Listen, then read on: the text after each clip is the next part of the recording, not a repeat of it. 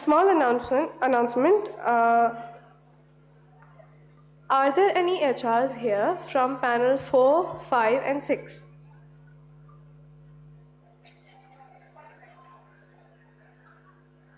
All right. Thank you.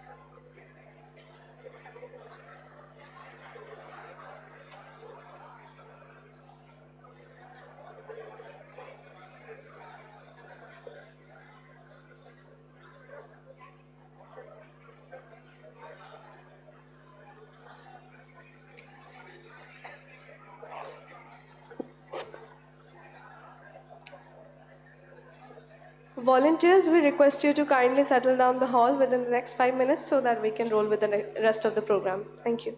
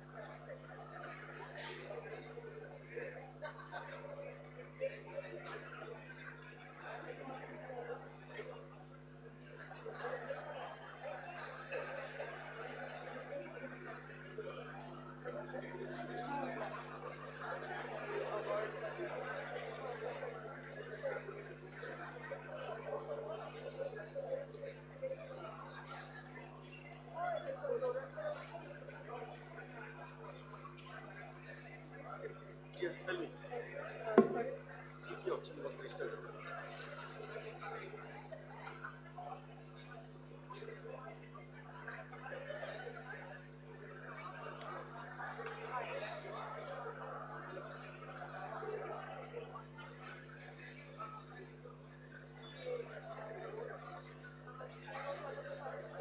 Siya matulog na nagyo, siguro nago.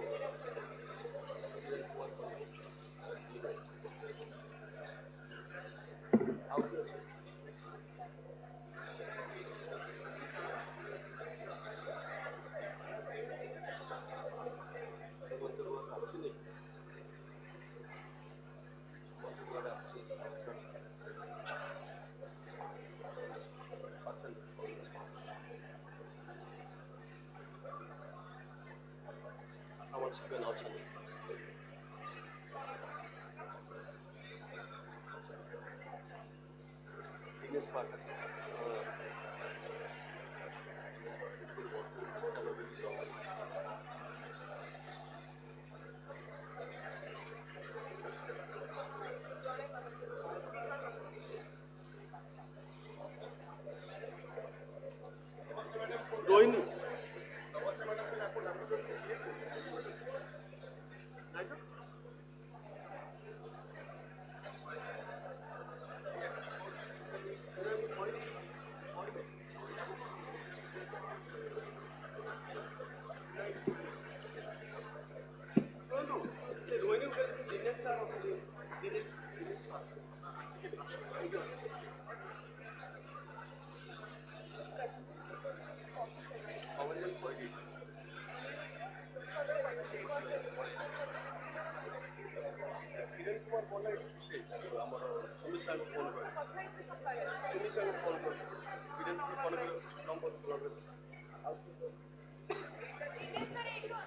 ଅଛନ୍ତି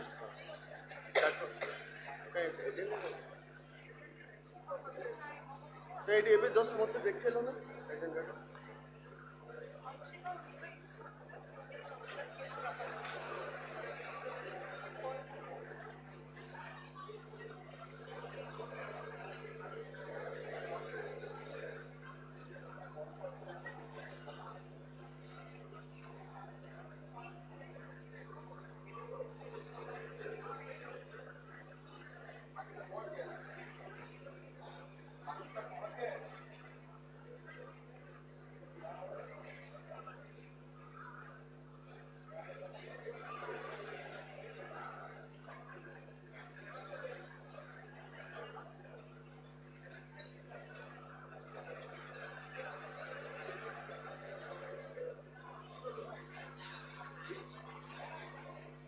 where are you, sir?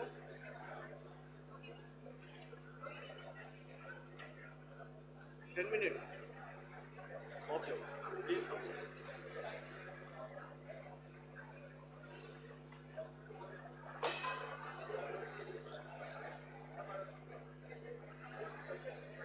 actually Kiran Kumar contact. ତାଙ୍କର keynote ଅଛି ଗୋଟେ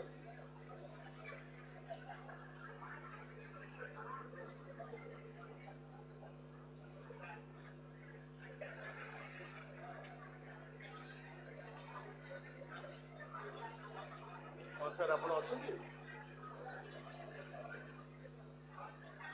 ଆଚ୍ଛା ଠିକ୍ ଅଛି ଏ ଯେଉଁ DCS ତାଙ୍କୁ ପରିଚୟ ସାର୍ ଥିଲେ ବିଭୁ ସାର୍ ଆଉ ଅନୁରାଧା ମ୍ୟାଡ଼ାମ୍ ଆସିପାରିବେ ତ ପରିଚୟ ସାର୍ ଥିଲେ ତାଙ୍କୁ ଦେଇଦେବ ଆପଣ ସେ ବିମାନ ବି ଯାଇଛି କୋଉଠି 5 ମିନିଟ୍ରେ ପହଞ୍ଚିବେ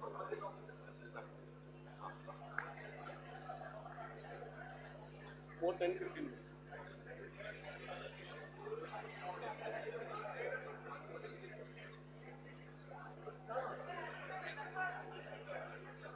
हाँ এটা দেখুন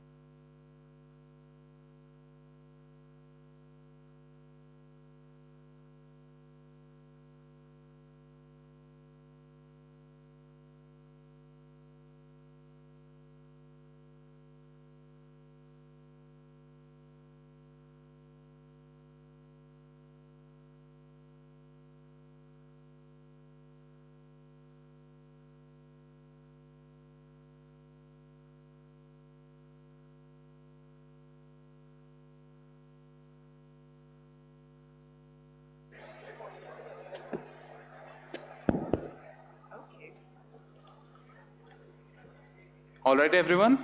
Hope you had a great break. Let's take a moment to stretch and shake off the lunch fatigue. Yeah? We are about to dive back into our next session. Great. If everybody is ready, let's jump right back in. We have got something exciting stuff ahead. Let's make the afternoon as productive as this morning. A very good afternoon, ladies and gentlemen, esteemed guests and distinguished speakers. It is with great pleasure and honor that I, Arya, And I, Shreya, welcome you to today's highly anticipated masterclass session. as we come together, let us recognize the immense value of learning from the best, of gaining insights from those who have mastered their craft and are here to share their wisdom with us. Throughout this masterclass, we'll have the privilege of learning from industry leaders and subject matter experts. Their experiences, techniques, and insights will serve us as invaluable lessons, equipping us with the tools to push boundaries and excel in our pursuits. So, I encourage you all to immerse yourselves fully, be inquisitive, be engaged, and most importantly, be inspired. Join me in welcoming our first speaker of this session, Mr. Kiran Kumar Panda, Executive Vice President, Engineering Procurement at Atul Limited, an accomplished engineering leader with over 2 decades of expertise in procurement and project management. An alumnus of Institution of Engineers of India, he has led major thermal power projects at Hindalco and KSK Group before spearheading procurement at Atul Limited. His strategic vision and operational excellence continue to drive innovation and efficiency in industrial engineering. Please welcome Sir on stage with a huge round of applause, please. I would like to request the student volunteers to present Sir with a bouquet as a gesture of our respect and gratitude.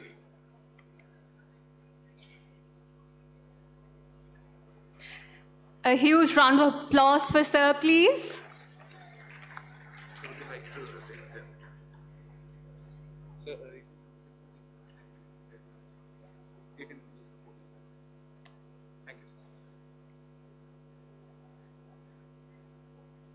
So good afternoon, Soa.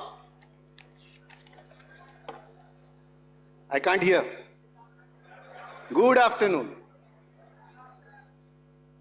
So in this lazy afternoon, I would have never been in such kind of arena where I have to discuss with such young faces and a great experts of SMEs or experts available here.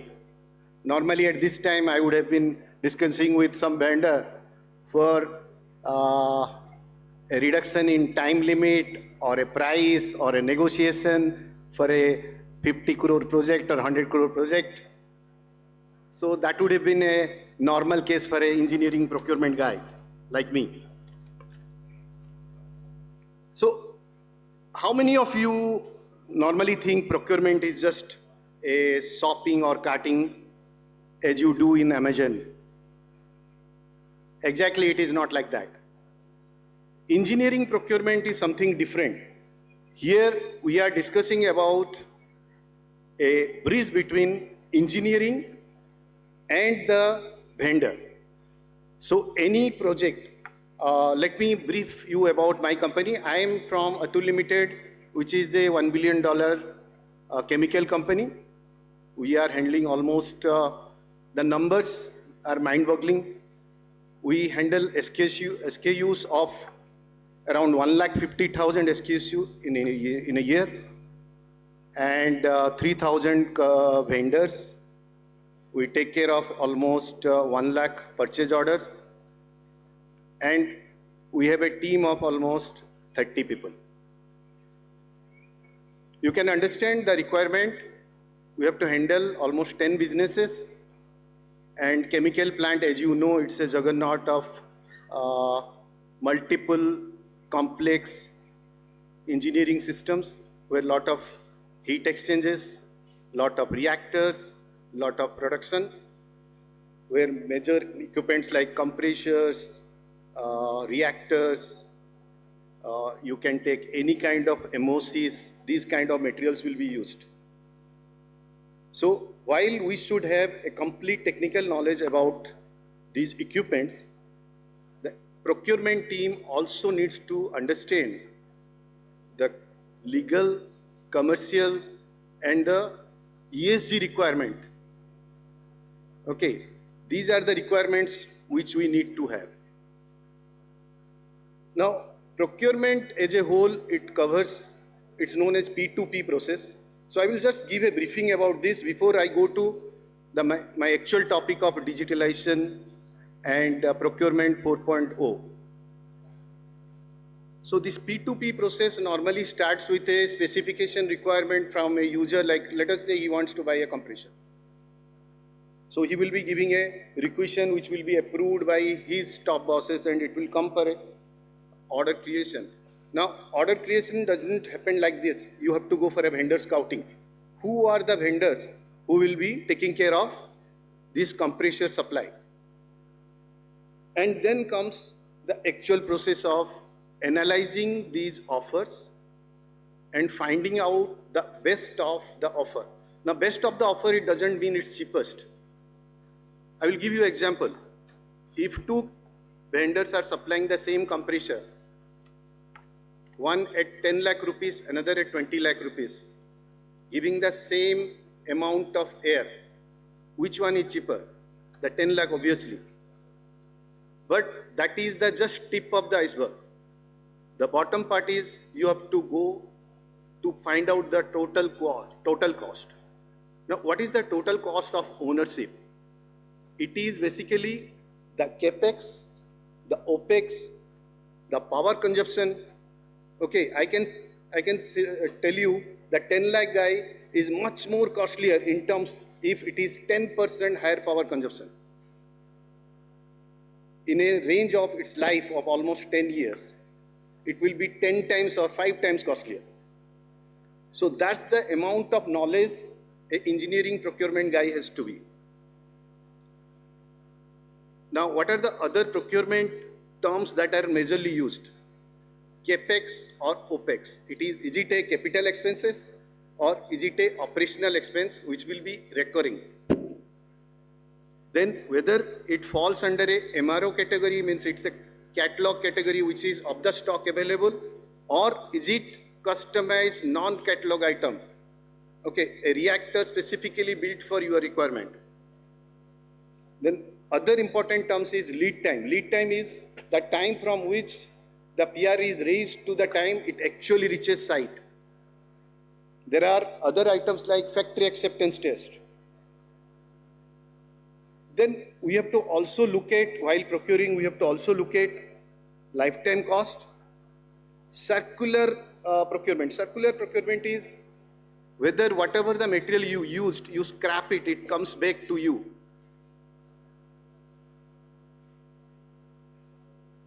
Other requirement in engineering procurement is like, let us say we want to go for engineering procurement in future. For the students available here, what are the basic knowledge? I will tell you. You should have problem solving skills. That is the most important, which is basically technical evaluation, commercial strategy, and supply chain risk assessment.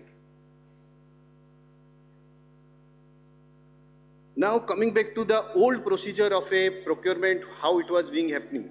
So we used to take a blueprint of a drawing for which the equipment has to be procured. We have to find out the BOQ. Then we used to go for vendor scouting with references only. There was no indexes. There was some yellow books available. Then there was paper tenders. We used to have a paper tender. We used to send letters or emails. Then it used to take a long time for the technical comparison. But now that system changed. Now we are having ERP, Enterprise Resource Planning, through which we do the procurement, all the P2P process, like purchase requisition to payment, everything through ERP. We have a e-procurement system where we negotiate the whole system, means from the RFQ and the quotations that is received, it is compared, the QCS is prepared, the quotation comparison sheet is prepared, and the analysis is done, everything through a e-procurement module. There are digital tendering which we do. We are not doing now any paper tendering. And the most important in this world is, the new world's that important is the fuel is data. So data analytics is the most important factor we are actually using, because you can understand, handling so many data, a purchase order of 1 lakh purchase order in a year.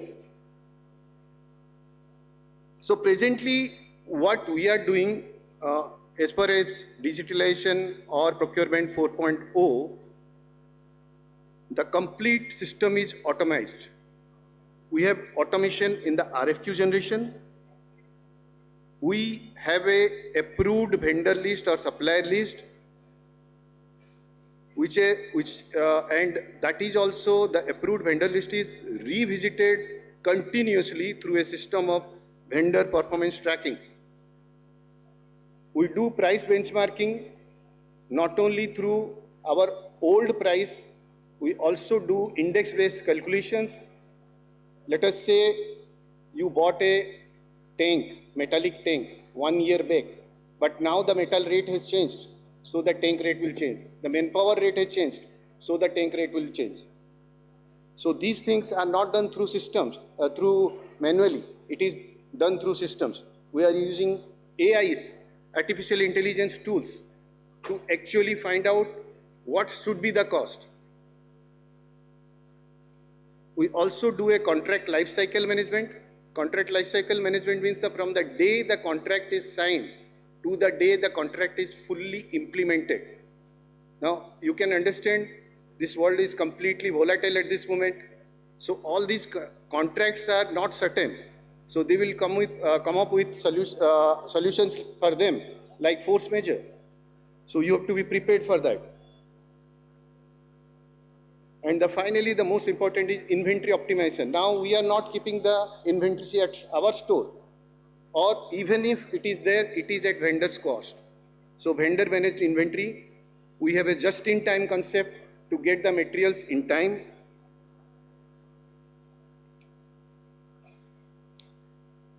Now, few of the major AI usages I can tell you.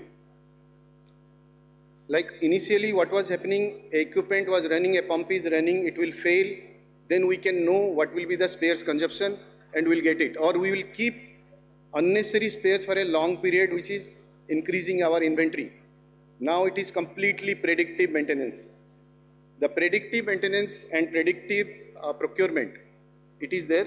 So here in this case, what happens, whatever the equipments are running, its asset management is done.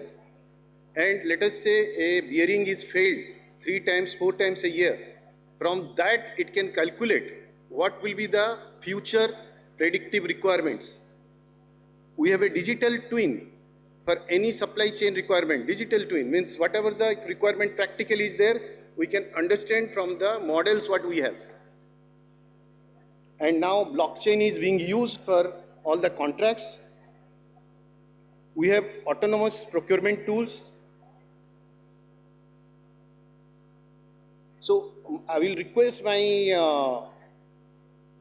young friends who are interested to have a career in procurement. They need to be very sharp, not only in problem solving, they should have a good knowledge on the legal aspect, on the commercial aspect of the points.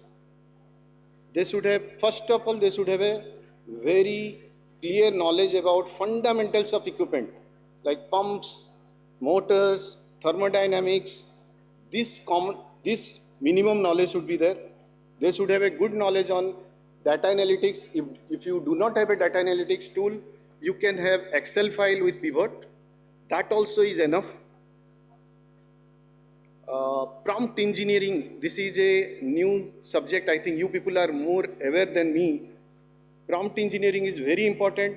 So even though as we were informed in the morning that AI cannot replace us, but definitely we can use AI and make a hybrid model where human angle is there and AI will be helping us to find out the right information within a very small time. And that's all. I will request my friends, whoever is interested, they can meet me separately. I can give them more information about that. This is a very, in procurement is a very important field where you can see the growth is very high if you have the right skill and right knowledge. Thank you very much. If any questions, I'm open for that.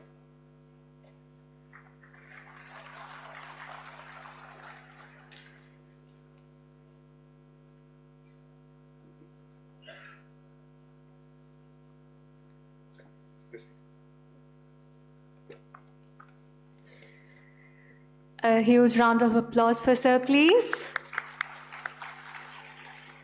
Thank you, sir, for giving such an impactful and inspiring speech. We request Professor Debhoti Mishra, Head of Department of Computer Science and Engineering, ITER, Soa, deemed to be University, to please come up on stage and present sir with the memento.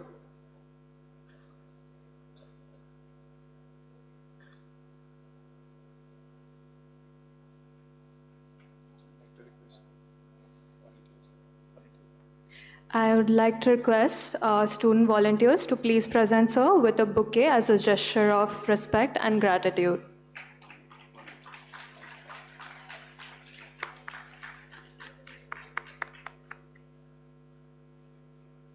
Thank you so much, sir. Next, it is a pleasure to introduce our second keynote speaker, Mr. Pramod MV, Director, Talent Acquisition at LTM Limited, a seasoned HR leader with over 2 decades of expertise in university relations, early career engagement, and employer branding. An alumnus of Symbiosis International University and Bangalore University, he has successfully led large-scale campus hiring programs at Infosys, Capgemini, and now LTM Limited, building impactful academia-industry collaborations. Known for his innovative sourcing models and employer branding initiatives, he continues to inspire future talent and strengthen organizational growth. Let us welcome sir with a warm round of applause, please. I would like to request the student volunteers to please present sir with a bouquet as a gesture of respect and gratitude. Please.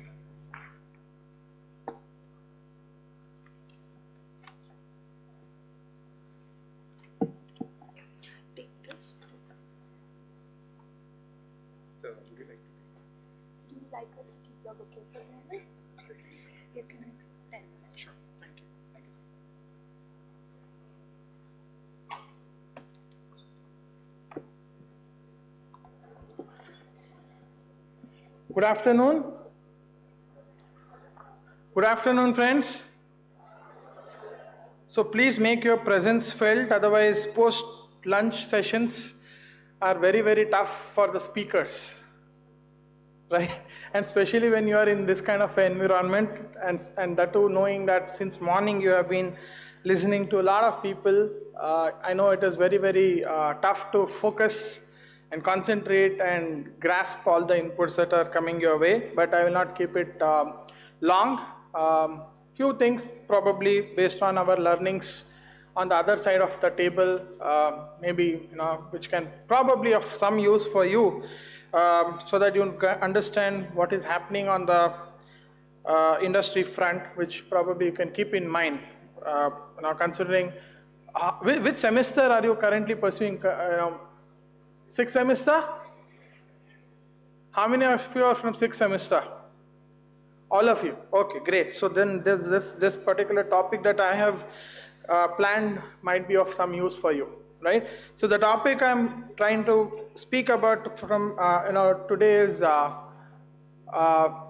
shift of the whole concept of placement to deployability, right? I'm sure a lot of people would have spoken some of those points or all of my points in the past, but yeah, probably you can see how much of this can probably help for you, right? So how can you measure success when you are passing out of college? Can someone tell me? or at least how does institutes measure success in today's scenario is the number of offers that has been made for that particular year, right? Yes or no? Please make your presence felt, right? So that is how institutes will look at the success of the engineering course or the batch passing out of the particular institute year on year. But for the institute, the buck stops there. But for the organizations, it starts from there, right? For organizations, placement or the number of offers doesn't matter anymore. Gone are the days where organizations used to take a lot of pride in saying, I have made 25,000, I have made 40,000, I have made so many offers. That was the past. But today, organizations are measuring the success by looking at how many of those freshers are really deployable to the projects. How many of those freshers are actually generating revenue for the organization, right? And within how much time are they becoming deployable or billable? That is how success of a lot of organizations are being seen from a fresher onboarding perspective, right? So that is what you can probably keep in mind, and this shift is happening at a very, very rapid pace, right? In the last 3-4 years, if you speak to your seniors, I think there are a lot of changes that are happening, and that is something that you should keep in mind. Organizations, while are ready to handhold you, but the expectation is also that you should be able to scale up within a very short time, right? Training programs are no more generic in nature today. It's very, very focused in nature. What skill, what technology, that is something that is being considered, and there is no one size fits all kind of structure in place for all organizations. From a client environment perspective, the expectations from freshers is how you will be able to adapt, how you will be able to be agile, and how you can probably add value. That is how you can probably fit into the scheme of things. And hence, faster learning,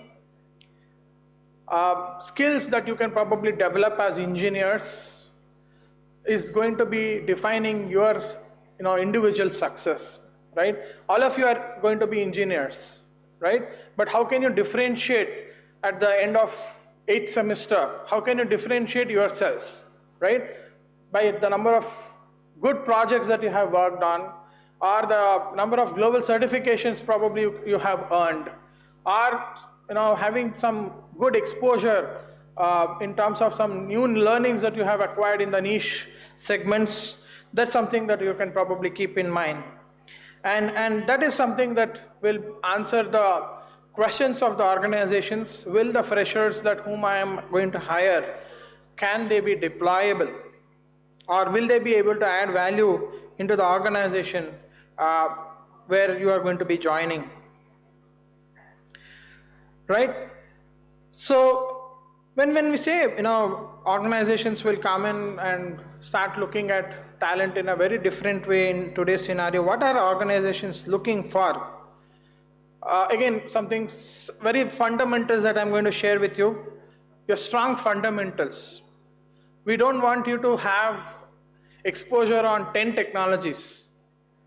Maybe 2 technologies or 3 technologies or skills that you can probably showcase, where you have a very clear understanding of those subjects, where you have done some projects or got some hands-on exposure on those topics or the technologies, and where you can probably showcase learning agility. Of course, none of us are experts from day one, right? But if you can showcase your ability to learn and learn quicker and faster pace, that's going to be very, very important.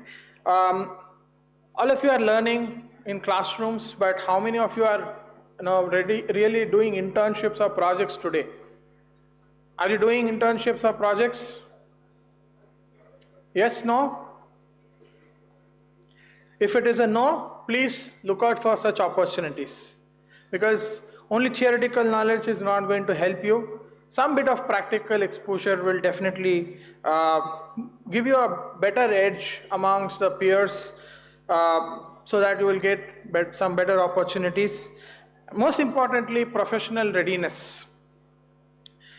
How you can probably communicate and share your ideas in a structured way, how you can articulate your thought in a very structured way, and how open you are for feedback, right? Something, a lot of us don't do nowadays is we don't ask questions. We are not open for taking feedback, right? Please ask questions, because if you don't know how to ask questions in the classroom, then how will you know how to ask questions for AI? Isn't it? Right? AI, with AI emerging, I don't think we will need engineers to answer the questions. AI will do that job. But the future is going to be how you can probably get the answers for the questions that you have to work on. That is something that you have to be focusing on. Prompt engineering, for example, is going to be generating a lot of opportunities in the near future. And prompt engineering is nothing but how to ask questions to AI, right? So that's something that you should probably keep in mind. And I think these are some of the things that I wanted to share with you. I didn't want to take a lot of time, but I planned it in such a way that I will probably share some of the important points that we are seeing from a fresher talent emerging in the industry, and how freshers are being absorbed or accepted in some of the projects. And this is nothing specific to a particular organization. I think this is something which is going to be common for many, many organizations. So as a well-wisher of SOA, I thought this will probably help you in some or the other way, which you can probably keep in mind. And on that note, I want to end my part of this session, and also thank the management of SOA for this wonderful event, a great opportunity and a platform for all of you to hear from various people from the industry, to understand and get some first-hand inputs from most of them, right? So make use of this and have a wonderful career for yourself. Thank you very much.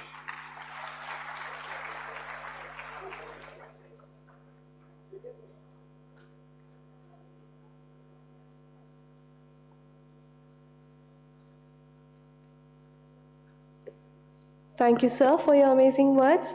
May I kindly request Madam Debahuti Mishra to join us on the stage to felicitate sir. Thank you.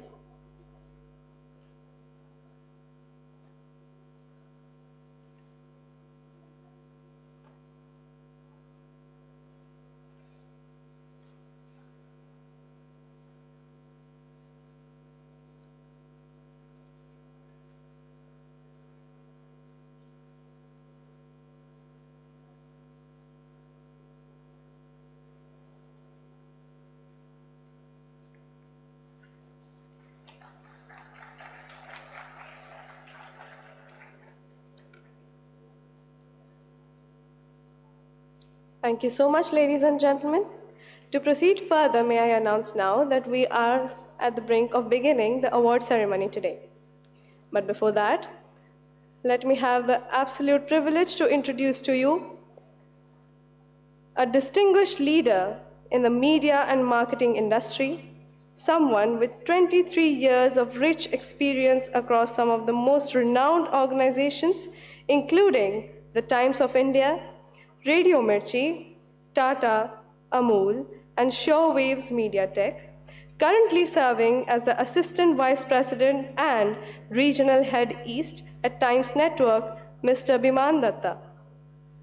May we have you on the stage, sir.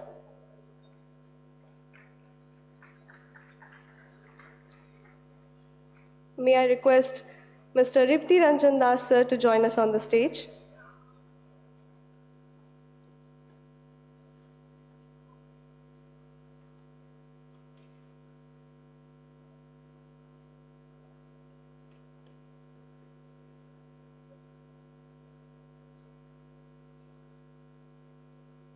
Thank you, ladies and gentlemen. Let's move to one of the most important segments of today, that is celebration of excellence. We are celebrating talent partnership in collaboration with Times Now in the presence of Mr. Ripti Ranjan Das and Mr. Biman Datta. So presenting the first award of this evening, the award is Recruitment Partner of the Year, and I have the absolute honor of presenting it to TCS. We have with us Mr. Parichay Patnaik, Regional Head, Academic Alliance, to receive the award on the behalf of TCS. Thank you.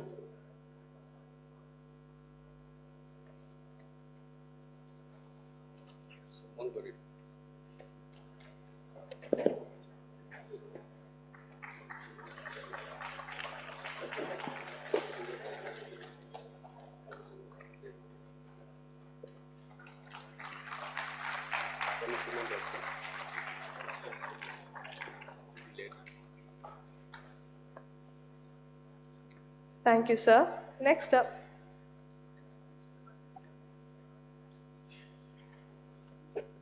And to bring to your kind notice, everybody, Mr. Parichay Patnaik is one of the illuminating alumni of ITER Soa.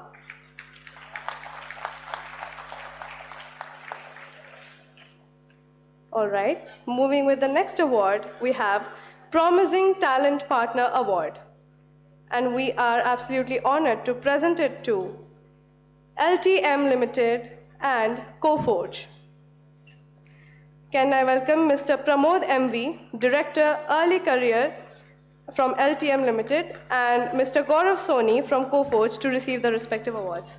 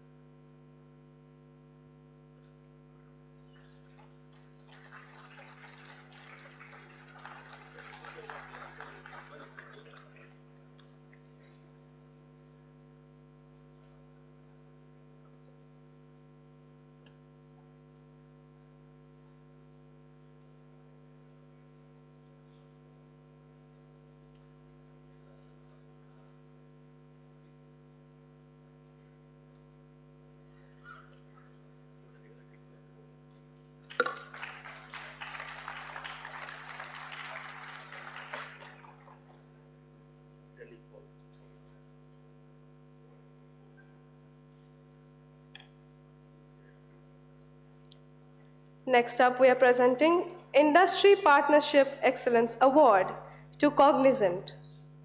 And can I please welcome on the stage Mr. Vinay Jha.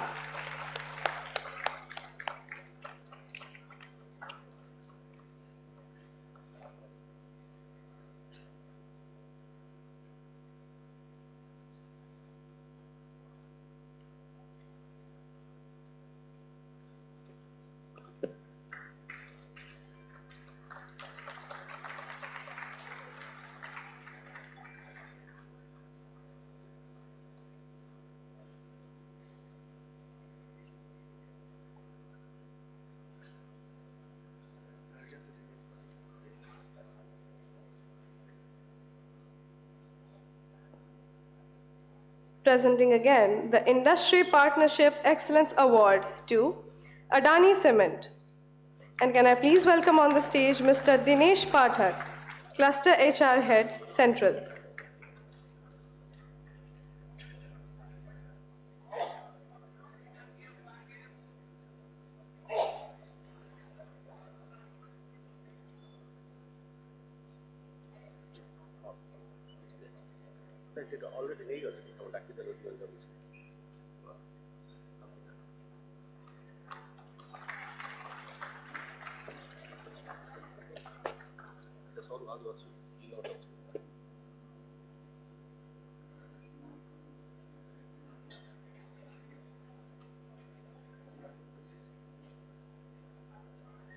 Thank you so much, ladies and gentlemen. I would like to hand over the stage to my co-hosts. Thank you.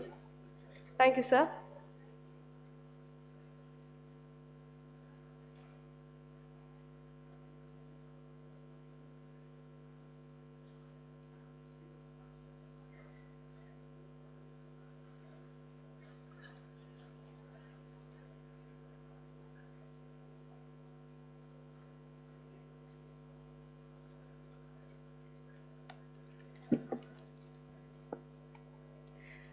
For our third keynote session, we have Mr. Abhinash P. Mahapatra, Head Campus Recruitment and Relations at KPIT Technologies, a seasoned HR leader with over 2 decades of expertise in talent and organizational development. An alumnus of XLRI Jamshedpur and Savitribai Phule Pune University, he has successfully driven large-scale campus hiring and employer branding initiatives across Capgemini and KPIT. Known for his leadership in bringing academia and industry, he continues to inspire innovation and shape future-ready talent. Let us welcome sir with a huge round of applause, everybody.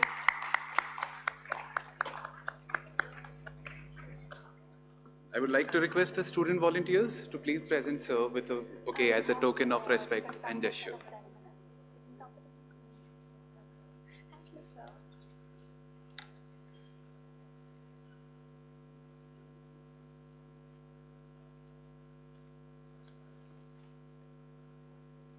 The stage is all yours, sir. Thank you. Sure. I thought you. Yeah, please.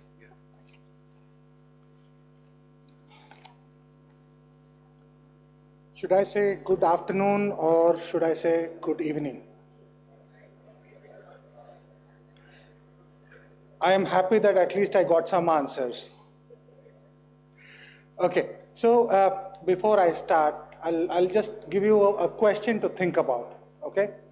What is common to, let's say, Arnold Schwarzenegger, Sylvester Stallone, Amitabh Bachchan, Abhishek Sharma, and maybe Sanju Samson? Think about it while we'll come back to you.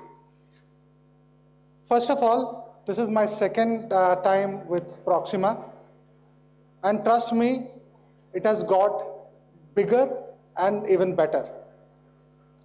All thanks to the people who are sitting there in the hall here, as well as the ones who have been working incessantly. It's no small task to put together an event of this stature, and it can only come through with a template that you probably have honed over. This is the 6th edition, if I'm not wrong. So 6 times you have a template and you have improvised on that under the guidance of your teachers. So hats off to all of you. I think you should give yourself a round of applause for that.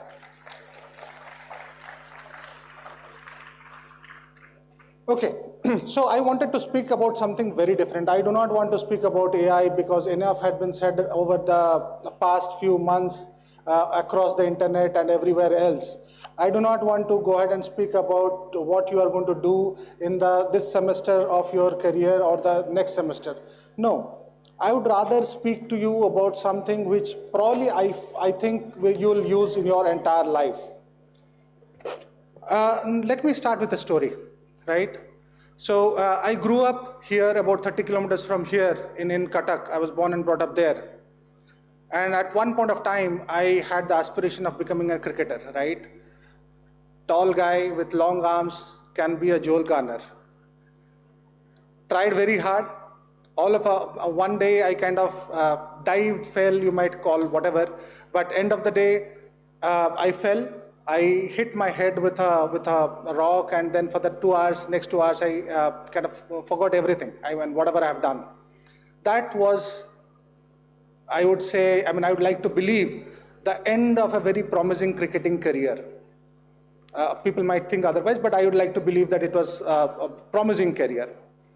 Now, then I aspired to join the NDA, okay?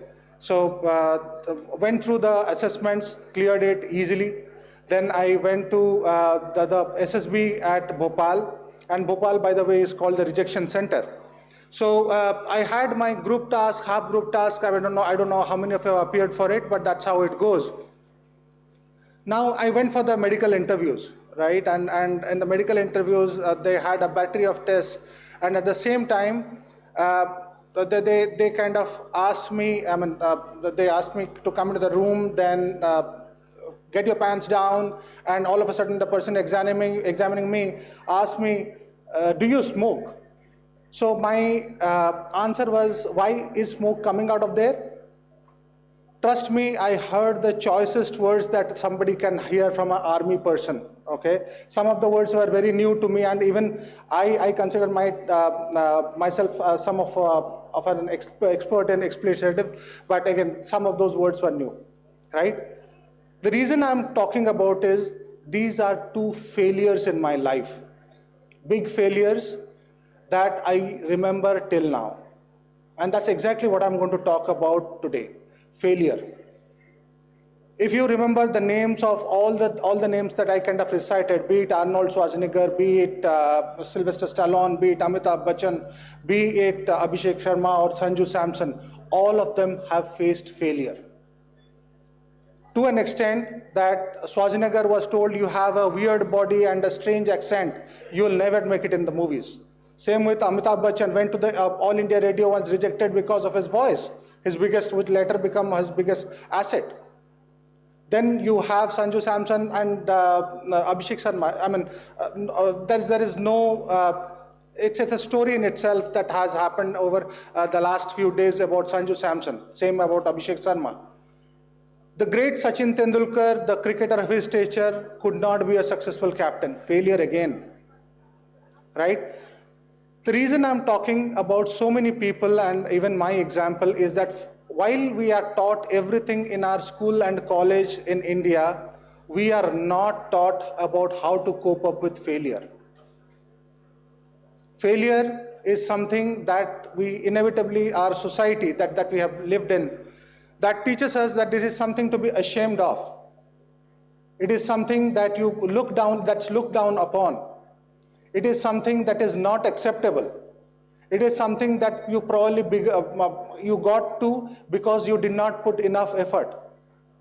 Maybe some part it's true, but largely it is nothing but a learning. I would go ahead and put any failure as a learning. For me, nobody can take away whatever I have learned as a part of as discipline in my life playing cricket. Nobody can take that away. I might have failed in cricket, but again, I succeeded in putting a lot of discipline into my life. That experience of the entire experience of joining the NDA or trying to join the NDA is something that nobody can take away from me. Failure for that particular perspective, but now on hindsight, I think it's a learning experience. Who can ever forget Mr. K. Sivan, the ISRO director, kind of crying like a small child in the arms of Narendra Modi because the Vikram probe had failed in Chandrayaan 2.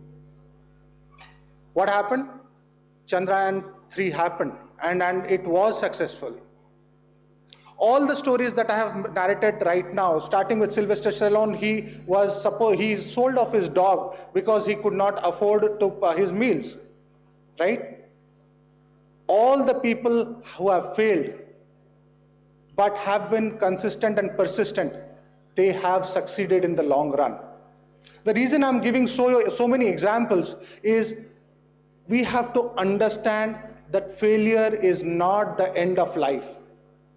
It is just maybe a stopgap arrangement till you get to something much, much bigger. All the names that I've spoken about, they have failed at some point of time, and everybody has. But at the same time, the persistence and consistency that they have shown, that has taken them places. Now, in your context, I heard Pramod ask, and all of you kind of said that you are in the 6th semester. Your first job, trust me, is going to shake you up. It has done that with all of us. The reason being, none of us are prepared for failure, and failure is going to happen. It is bound to happen. It is something that we have to learn to live with. In the first job that you do, there will be places that you will be shaken up with the failure or so-called failure that you will face. But what does that mean? It just means that you have to look at it from a different perspective. Don't act as a victim. Act as a scientist. The reason I say that, the victim, you start blaming as to why did it have to happen with me? What did I do wrong? But a scientist looks at it from a perspective of data, of understanding why it went wrong and ensuring that it doesn't repeat or that person betters itself. So, first thing that I wanted to convey to you, learn to be a scientist, not a victim. Now, we have had numerous examples. Virat Kohli kind of batting, or I'll give you a different example. Rohit Sharma, the first time that he scored a double 100, he ran Virat Kohli out. I don't know, you can go and search on the internet. You will find that he ran Virat Kohli out. Virat Kohli was really angry, and then this guy started hitting, right? The reason I am saying that is failure is a glitch. But it is up to you whether you stay in the glitch, keep staying in the glitch, or you move ahead. Where Rohit Sharma could have been very hard on himself, saying that I informed Virat Kohli, I ran him out. But at the same time, what he did, he took the onus on himself. He went on and made the match one-sided. That's what you need to look for. You need to go ahead and start thinking about what next, rather than keep getting stuck on failure and let it kind of consume you. Third thing that I wanted to do is, in our society, at least in India, it is probably a little shameful to talk about failure, because everybody has their expectations. And I think in the morning sessions we heard a lot about people kind of, I saw a lot of you raising hands that you were here because your parents wanted you to be engineers, or your friends were there, that's why you joined here, right? That could be a recipe for failure. But having said that, you are all mature adults. It takes just a change in stance for you to go ahead and relook at things and make sure that you look at this from a completely different perspective. What might start as something that you did not aspire for could be your calling. You are here for a reason, and this could be your calling. So for that, you need to go ahead and look at it from a lens of somebody who wants to go ahead and make a difference with the same ecosystem, probably failing, being okay with it, saying out loud that I failed, I learned, I got up, I ran again. That's what people are looking for. That's what organizations are looking for. People with a never say die attitude. Now the fourth one I wanted to kind of talk about, we all of us have seen the movie 12th Fail, right? He talks about reset. Reset, after every failure, you kind of reset your own life.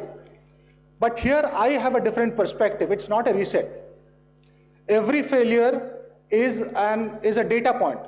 It's a data point of what you probably could have done better, an opportunity for you to rethink on how to do it better, and definitely a learning for you to go ahead and not repeat it. Okay? It's not a reset. It's an upgrade. An upgrade to the version of yourself that you currently have. With that learning, you upgrade to a different level altogether.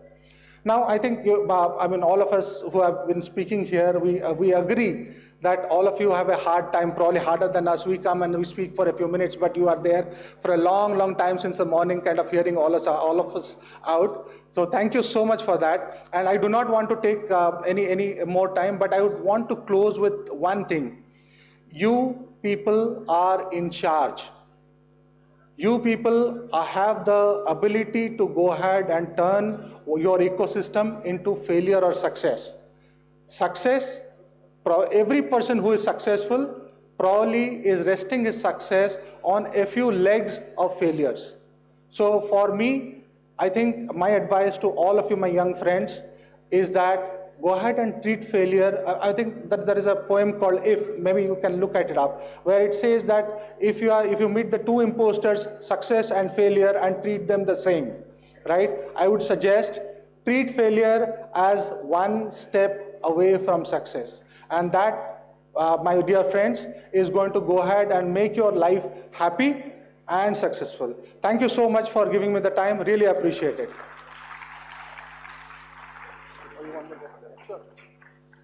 A huge round of applause for sir, please. Thank you so much for your words. It truly elevated this session.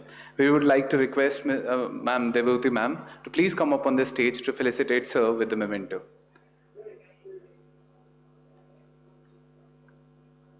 I would like to request the student volunteers to present Ma'am with the memento.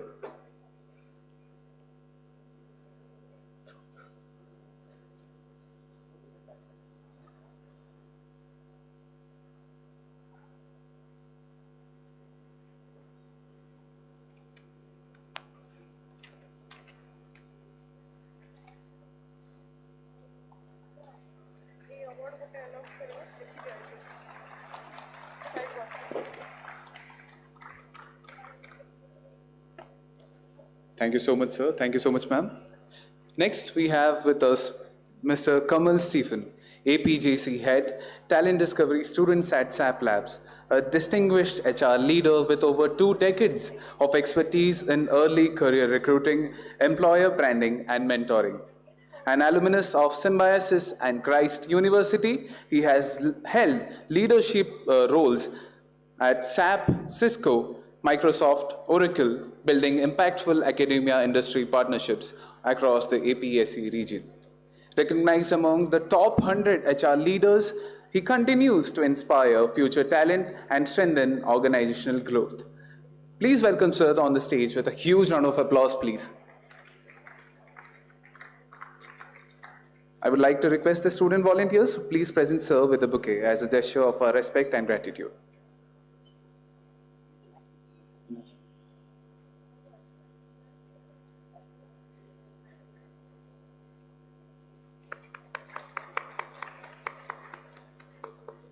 The stage is all yours, sir. Thank you. I don't think so. Okay. Good evening, guys. I know you're all sleepy, you're tired. I won't take much of your time. I would like to kind of, connect the dots with what Guru Gopalji spoke in the morning with reference to growth mindset. So with reference to that, I would like to speak about the 3 R's, the 3 adjectives. Again, a lot of people are talking about adjectives and acronyms today. So I would also probably talk about 3 acronyms or adjectives, starting with the first R.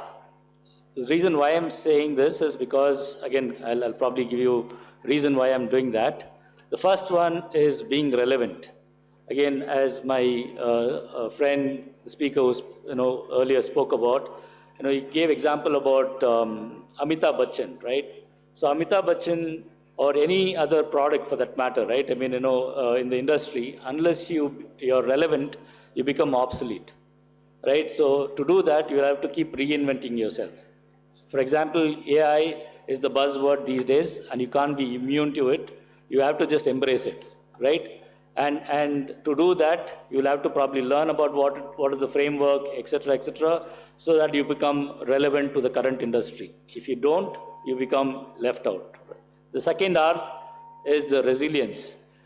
Why resilience? Because, as again the speakers mentioned, there will be many failures, but only thing is you can't be sulking, you can't be complaining that you are failing, but you just have to get up and run faster, right?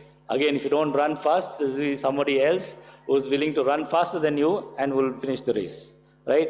Again, these are all the terms and adjectives that I'm speaking about with reference to growth mindset, what Guru Gopalji mentioned in the morning.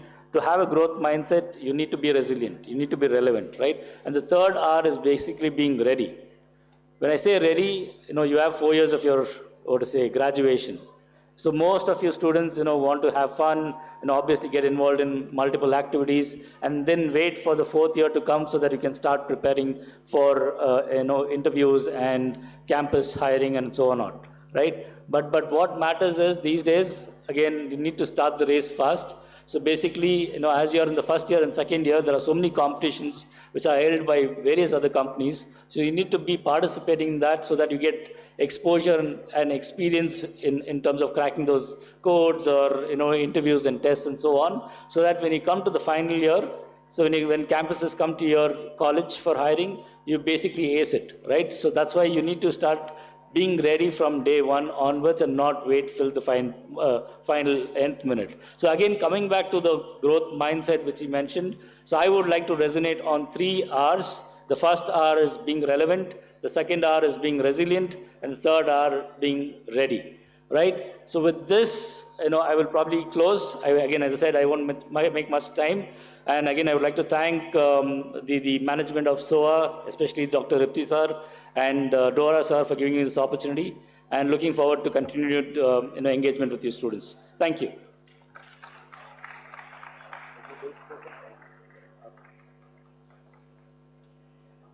A huge round of applause for sir, everybody.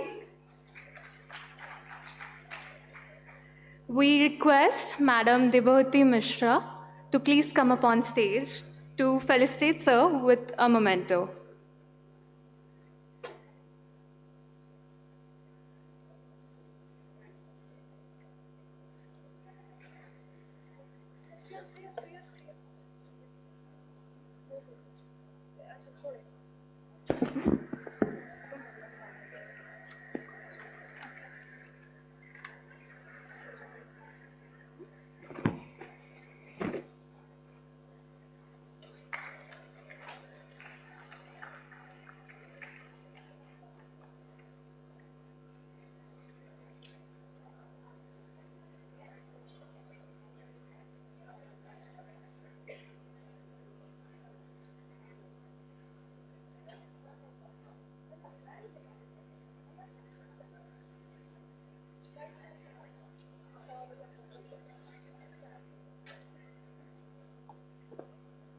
Before we move forward to our next keynote session, we have another award to present. We have Industry Partnership Excellence Award to present right now. The award goes to PwC India. May we have a huge round of applause, people? I request Mr. Ankur Banerjee, Lead Campus Recruitment and Engagement, PwC India, to be on stage. May I now request Dr. Professor Pradipta Kumar Nanda, Vice Chancellor, SOA, deemed to be University, and Mr. Biman Datta sir to kindly present the award. Sir, please.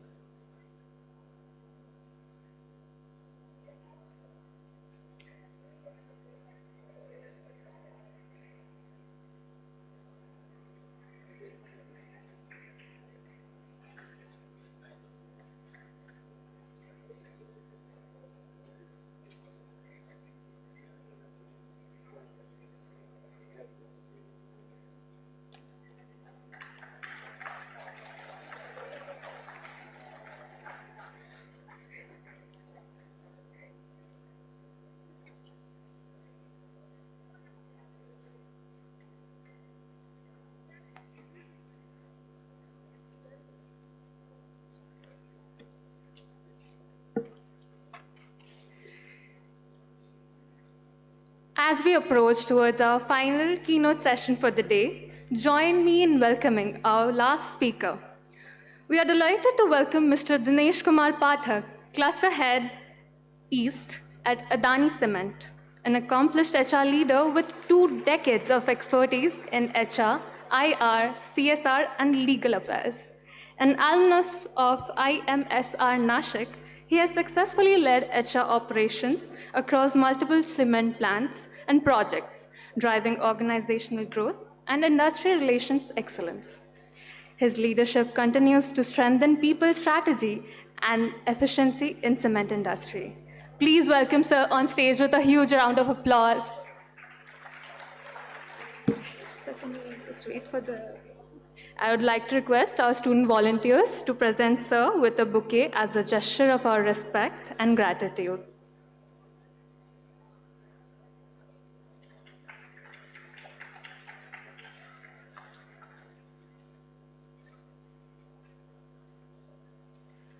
The stage is all yours, sir.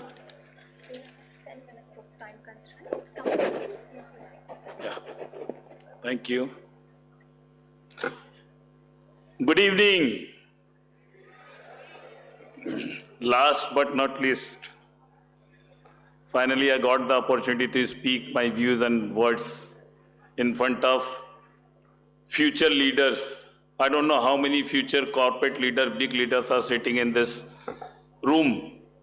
You are going to be future leaders of this country and shape up the nation properly. Lot of speakers from morning, they've spoken many things about how to become a failure then success, many things like that. I'm going to speak a practical learning, what I learned in 3 decades in my career. And that is very important. You know, when you are in class 10th, it was a different world. When you entered class 11th, 12th, it's a different world. When you get into the engineering, it's a different world. The moment you will enter into the corporate world, it is going to be a different world and different place also. So every phase, you have shape up yourself. So when you are, there's a need, we can address, we can discuss, we can tell you the, when you enter to the professional corporate world, required a lot of things to be taken care, like you have to be stay focused. I don't know how many people will go to corporate, many people will go to plant level, there's a different line of, businesses you may get into that. But only thing, how focused you are, that will give you the monitor, that will define your success parameter. The more focus, the more study, you will more successful in your career. And in future, you may stand here to deliver your experience, your views, your thought to the students, those who are going to take a next role to replace us by giving valuable contribution to the country. Engineers, I have done a lot of campus recruitment. It is my personal opinion and it has been observed also. Engineers can do anything. They can become good CHRO, they can become good CPO, they can become good plant head. So how they can do all these things? Because they shape up their mind accordingly as per their growth and desire and required career planning. The moment we talk about career planning, you have to become a techno-commercial, you have to become a multi-skill, multitasking, multi-talented people where you can deliver properly and you can achieve and reach to your target. And that is very important nowadays because the kind of uncertainty, the kind of things are happening in the world, by seeing many things are changing rapidly and people are, key. I'll tell you one thing, the more you focus, the more you will get better opportunity, better result. The moment you will derail, next person is waiting for you and they will take your charge and you will be behind to them. So always remember, in your journey, you have to focus, you have to deliver, you have to understand properly and take care of your journey. Journey defines with discipline. Discipline is very important. I already told you the phases. Once you are coming from the college days, college era, you are going to the professional world, professional era. That is different. That discipline required must. Because I had a very good experience, bad experience also by onboarding engineers, by onboarding freshers. Only thing those I have seen to whom I recruited 10 years back, now he is my boss because he has delivered. He has achieved, desired, and he was hunger. Most important part, he was hunger. I was discussing with my chairman, his words was like only one thing, Dinesh, those who are hunger, please provide them opportunity because they can achieve and they can deliver also. So end of the day, matter your delivery, your achievement matters. So create hunger on you to become a successful leader, future leaders, and that will give you the success rate. Thank you.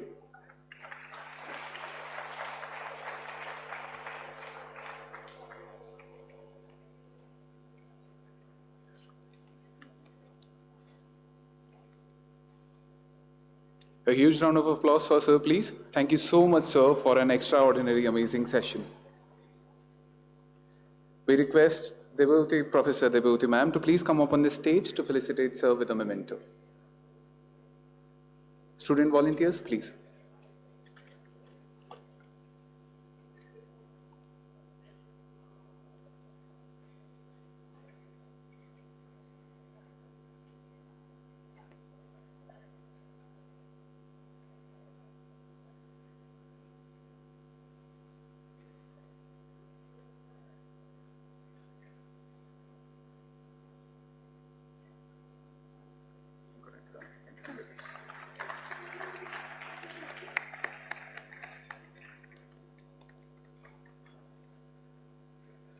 So, yeah. Where I will carry. You can keep it.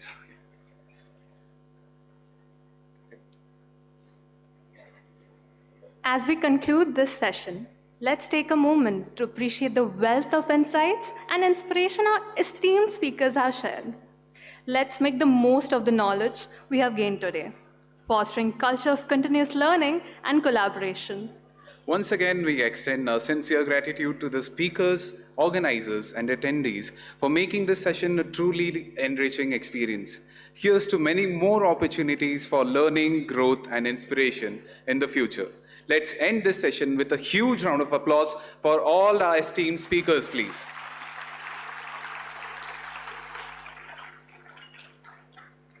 A big thank note to our amazing speakers for imparting such valuable knowledge with us. Moving forward, we have with us Professor Dr. Debhuti Mishra, the Professor and Head of Department Computer Science and Engineering at ITER Faculty of Engineering and Technology, under Siksha O Anusandhan, deemed to be university with over 27 years of experience in teaching and research. She has authored 7 books and published around 200 research papers, many indexed in Scopus, with significant contributions in areas like bioinformatics, medical image processing, financial data analysis, and cloud computing. As we head towards the end of day 1 of Soa Proxima, we request you, ma'am, to kindly come up on the stage to provide the vote of thanks for the day. Can we have a huge round of applause for ma'am, please?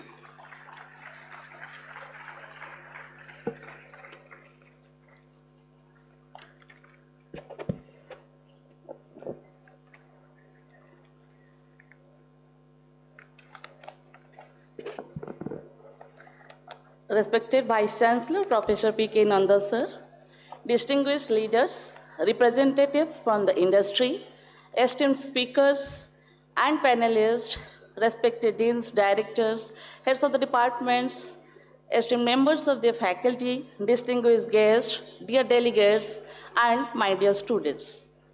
A very good evening to everyone present over here. As we come to the close of the first day of this Soa Proxima 6.0, it is my great privilege and honor to propose the vote of thanks on behalf of the Department of Computer Science and Engineering and the entire Soa fraternity. At the outset, I would like to express our deepest gratitude to our Honorable Vice Chancellor, Professor Pradipta Kumar Nanda sir, for his inspiring presidential address and for his unwavering commitment to strengthening the bridge between the academia and industry. Under his leadership, SOA continues to create platforms that enables our students and faculty to interact with some of the finest minds from this corporate world. I extend our sincere thanks to Mr. Ripti Ranjan Das, Director, Corporate Relations and Industry Engagements, whose vision, energy, and tireless dedication have been instrumental in shaping SOA Proxima into one of the most impactful industry-academia engagement platforms. His continuous efforts to bring together leaders from diverse sectors of industry onto a common platform truly reflect his commitment to empowering our students with exposure, opportunities, and real-world insights. We deeply appreciate his leadership in strengthening the corporate ecosystem under our university. I would like to take a moment to acknowledge the remarkable efforts of the placement cell and the entire team associated with the corporate relations and industry engagements. Organizing an event of this magnitude, hosting more than 100 distinguished delegates from across the country and coordinating multiple sessions simultaneously requires exceptional planning, teamwork, and dedication. Your commitment to creating meaningful industry connections for our students deserve our sincere appreciation. We are also grateful to Mr. Biman Datta, Assistant Vice President and Regional Head East from the Times Group, for gracing this occasion and for supporting this initiative that celebrates collaboration, excellence, and innovation. A special note of gratitude goes to the revered Guru Sri Gaur Gopal Das Ji for his enlightening and inspiring address earlier this morning. His words reminded us that while knowledge and technical expertise are important, it's our values, purpose, and the character that ultimately define our journey and success in life. His presence truly elevated the spirit of today's gathering. Today has been an immensely enriching experience for all of us. Today, we had the privilege of listening to distinguished industry leaders who shared their valuable insights during this masterclass sessions. The perspectives offered by leaders from reputed organizations across technology, consulting, manufacturing, analytics, and several other sectors have provided our students with a deeper understanding of industry expectations, emerging technologies, and evolving career pathways. I would also like to extend our heartfelt appreciations to all the panelists and moderators who participated in the highly engaging panel discussions throughout this day. The discussions on themes such as gig economy and freelancing, the changing dynamics of campus hiring, the impact of AI and automation on the engineering careers, and the expectations of Gen Zs in the workplace, corporate culture, and choices between startups and multinational organizations have been extremely insightful and thought-provoking. To all our distinguished corporate delegates who have traveled from different parts of the country to join us today, we extend our heartfelt gratitude. Your presence here means far more than participation in an event. It represents a strong and evolving partnership between industry and academia. By engaging with our students, sharing your expertise, and investing your time with us, you are helping shape the future of young engineers who will soon become contributors to the industries you lead. We also sincerely appreciate the meaningful corporate interaction sessions that took place today. These interactions are extremely valuable for our students as they help bridge the gap between classroom learning and real-world industry expectations. I would also like to congratulate our talented students who presented their innovative projects at Abhinya 3.0. Your creativity, curiosity, and dedication to solving real-world problems truly represent the spirit of innovation that SOA continuously strives to nurture. We hope that the exposure and feedback you receive from the industry experts today will inspire you to take your ideas even further. I would also like to acknowledge the invaluable contribution of our faculty members who continue to mentor and guide students in building the strong academic and technical foundation that makes such industry engagement meaningful. A special word of appreciation goes to the organizing committee, faculty coordinators, student volunteers, and the entire support staff who have worked tirelessly behind the scenes to ensure the smooth conduct of today's event. From coordination, from logistics to hospitality, from technical arrangements to session coordination, every detail has been handled with dedication and professionalism.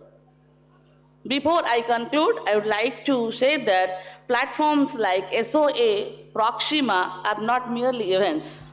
They are powerful opportunities. They are spaces where ideas meet experience, where students meet mentors, where curiosity meets guidance, and where the seeds of future collaborations are planted.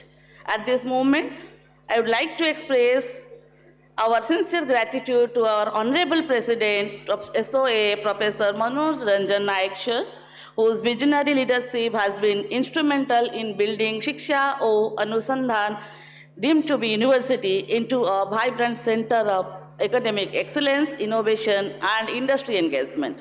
His constant encouragement towards strengthening industry academia collaboration continues to inspire initiatives like SOA Proxima, one of our flagship events, which provide invaluable exposure and opportunities for our students. Events like this remind us that education and industry move forward together. When academia and industry engage in meaningful dialogue, the true beneficiaries are our students and future workforce of our nature.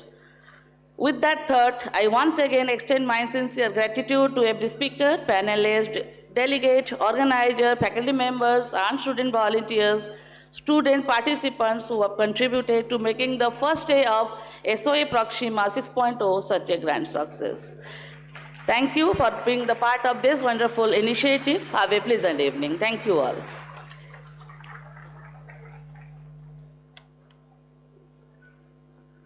Thank you, ma'am, for your insightful and inspiring words. They say time is relative. It feels slow when you're waiting, but it flies by when you are immersed in a blissful moment. And just like that, day one of Soa Proxima, India's biggest HR conclave, has come to an end.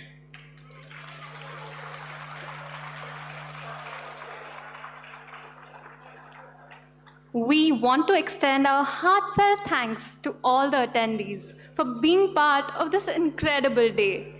A big shout out to our amazing volunteers, the media team, and everyone behind the scenes who worked tirelessly to ensure smooth running of today's event. Your efforts are truly appreciated. So, ladies and gentlemen, it's time to bid a farewell. See you all tomorrow at day 2, here only at SOA Proxima 2026. Thank you.